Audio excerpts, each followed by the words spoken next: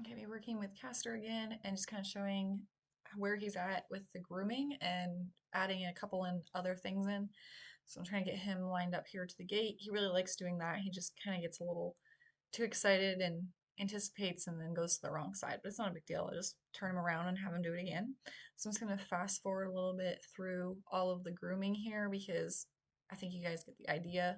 I just want to show from this angle, since my other camera angles have been really close, that where exactly he's being brushed and petted and things like that. So I'm just petting him here and getting him used to being patted everywhere. There I'm doing a little bit of actual patting, which he is new to, so he's not used to that. I had to train everything separately with the Mustang. So I just like patted once, clicked and fed, patted twice, clicked and fed, like, and now he's getting it. So I patted a couple times there and went ahead and fed him. So everything had to be broken down. All the petting and different body parts had to be broken down, all the grooming, and then patting is separate. So he's been pet before, but not pat. So like he was afraid of being patted like up and down with your hand. And you could see that first time he jumped a second because he wasn't used to that. He's like, oh, what was that? So I did have to train that all specifically. So you'll see more of that later on too. But now I'm just currying him. He's pretty good with that. I can pretty much curry him everywhere. So that looks really good.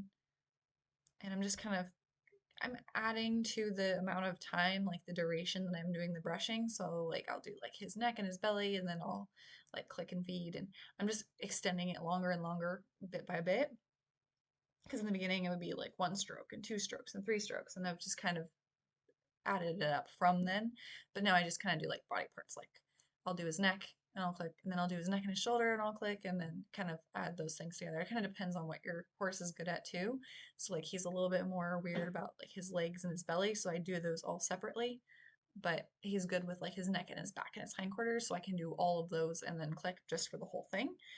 So like right now, I can groom him completely both sides and he can have a treat afterward. And then the idea would be he has to add to the behaviors before he gets the reward. So maybe he stands there, I brush him everywhere, he gets tacked up, and then I give him a treat. So, and you can do that in any combination as long as it's still rewarding to the horse specifically. So here we are with the mane and tail comb, and he is much better. As you saw before, he kind of wanted to jump a little bit at the sound of it, and he didn't want his forelock brush, so this looks so much better. I can actually go ahead and just brush his whole mane. He's still a little weird about the tail. We're still working on that, but I started at the top so that I don't have my hands down by his legs, and he can kind of get the feel of it and hear the sound of it without either of us being in danger. Well, I guess me of being in danger or being kicked or anything. So, but the same thing with his mane. I just started one stroke, click fed, two strokes, click fed, and then now I can do the whole mane. So, and you saw the process with the forelock as well. It was just a little bit at a time, getting him used to that. So he's a little bit still weird about like being touched and having his head down. So he had his head down a little bit, and then I went to touch him and he flings it up really high.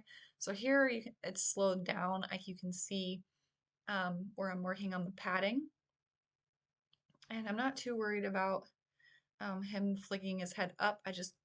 I'm aware of it, so I'm like, okay, well, I'm gonna show him that I'm coming when his head is down and eating the treat, so that I don't scare him. But eventually, he'll get used to it enough to where I can touch him while his head's down and he doesn't pop it up. But I just take notice of it, so it's not a big deal.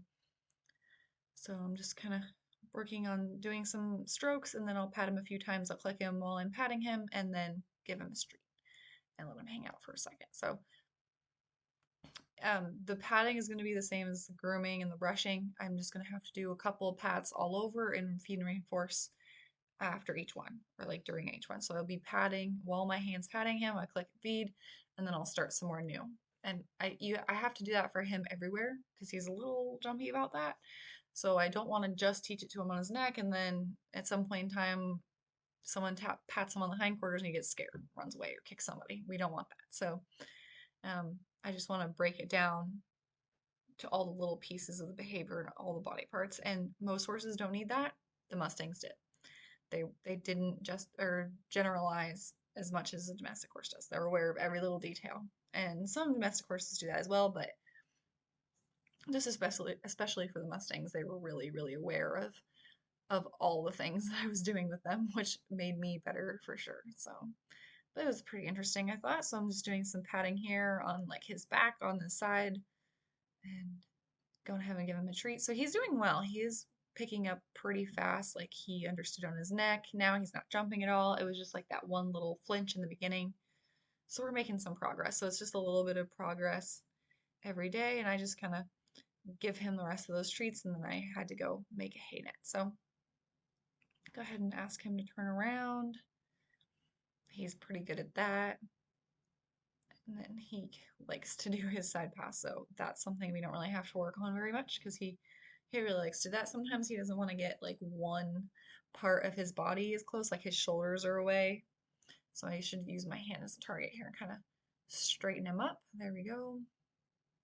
There we go. And like now he gets it. Like I would pay attention to it though, because if he doesn't want a certain body part near the fence, like he's probably not comfortable with whatever you're doing with it. So maybe he wasn't comfortable having like me petting on his shoulders, or maybe he was tight about something and he felt the need to like cock his hips toward me because could be a defensive thing as well. So just pay attention to that body language. It's really helpful to work at Horses with Liberty because they're going to tell you exactly what it is that they feel at any point in time. So you could see that as he was worried about something or didn't want you touching somewhere and take that as information. So I did fix him and straighten him out, but I want to pay attention to those things. So same grooming process on this side.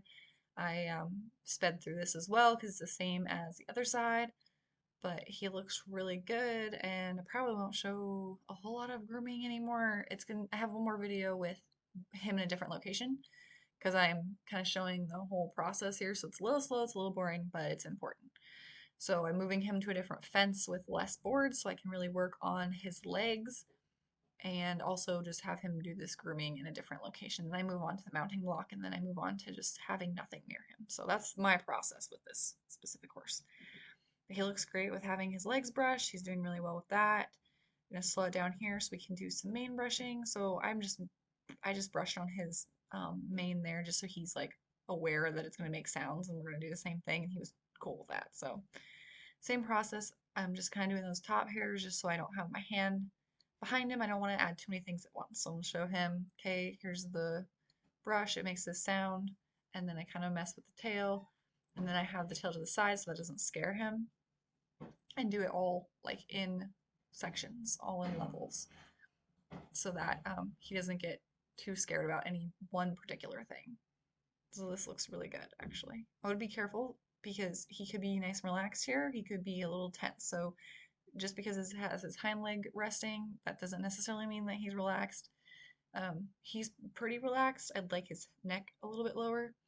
And he's listening. He doesn't have his ears pinned. He's just listening to what's happening behind him. But he's also taking the food well. He's chewing his food. So he probably has a little bit of tension, but nothing to be too worried about. So, but if he were to stop um, chewing or to like move away, then he's just showing me that he's a little too tense.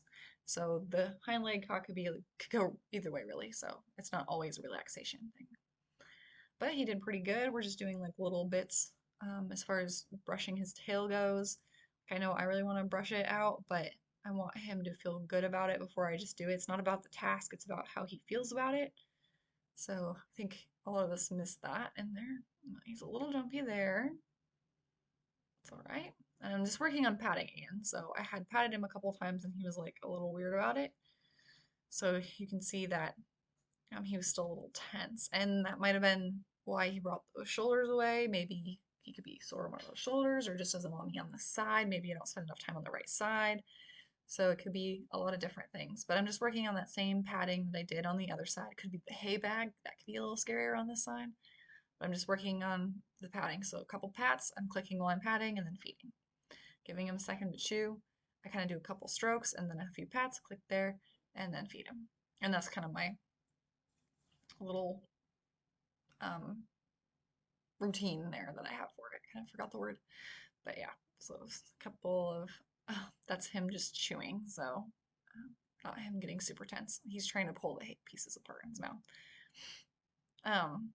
But a couple of strokes and then some patting, click, feed. And that's my little routine there for that. And I kind of move around him. I like that he's brought his head and neck down, so he's relaxing a little bit. And then he's like, maybe I'm done. So this is also really important. Can be frustrating because now you're like, okay, well, I'm not getting anything done, but he's telling you he didn't like something or wasn't reinforced enough. So maybe my hay wasn't high enough value, or he just didn't really like padding, or it could be both together. So try to keep all those options in mind. So I'm just gonna ask him to come back over here. He might not. I want the other side, so I think he might just be uncomfortable on this left or right side. So I just need to probably do some more work on it. We'll see here.